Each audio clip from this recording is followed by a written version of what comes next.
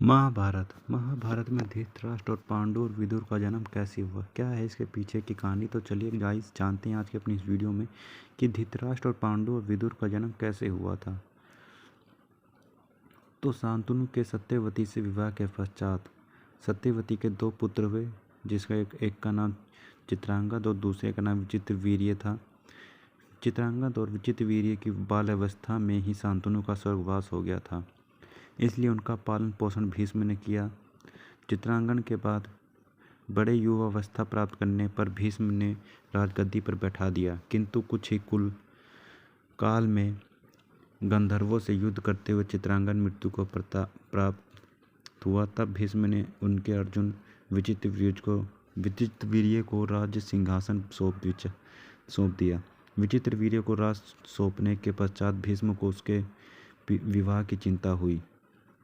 उन्होंने तीनों काशीराज की 3 कन्याओं अंबिका और अंबालिका का स्वयंवर को आयोजन हुआ।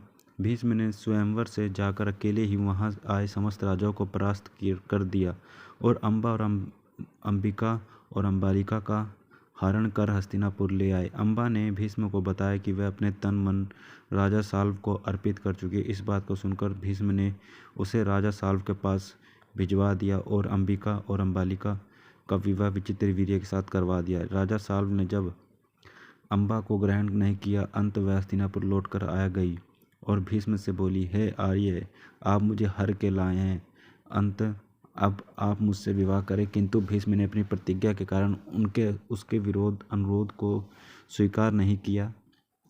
अंबा रुष्ट होकर परशुराम के पास गई, क्योंकि उन्होंने ही कहा कि आपने मेरा दुष्व्यवहार किया, आपने मेरे जीवन को खराब किया है, आपने मेरी गलती माफ़ नहीं करी, मेरे प्यार को आपने ये किया और आपने ही इतना बड़ा पाप किया है।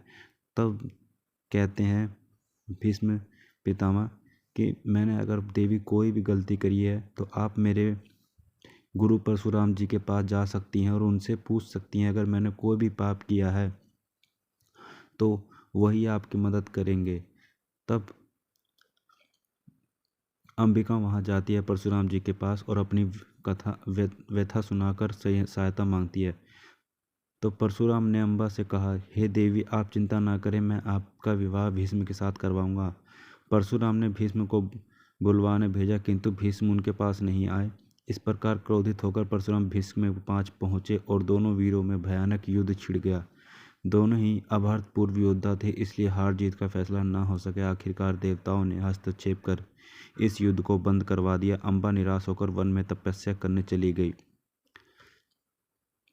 विचित्रवीर्य अपनी दोनों रानियों के साथ भोग विलास में रत हो गए, किंतु दोनों रानियों से उनकी संतान नहीं हुई और वह 6 रोगों से पीड़ित होकर मृत्यु को प्राप्त हो गए।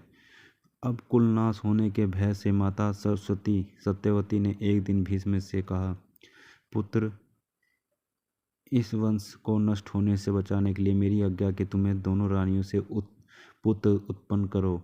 माता की बात सुनकर भीष्म ने कहा, माता, मैं अपनी प्रतिज्ञा को किसी भी स्थिति में भंग नहीं कर सकता।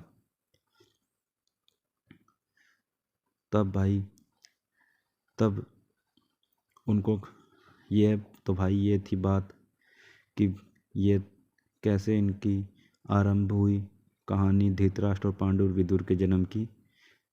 उम्मीद करता हूँ गाइस ये वीडियो आपको अच्छी लगी होगी। अगर वीडियो अच्छी लगी हो तो वीडियो को लाइक कर दें, चैनल पे नए हैं तो चैनल को सब्सक्राइब कर लें ताकि आने वाली वीडियो नोटिफिकेशन आपको मिलते हैं। तो मिलते हैं गाइस नेक्स्ट वीडियो।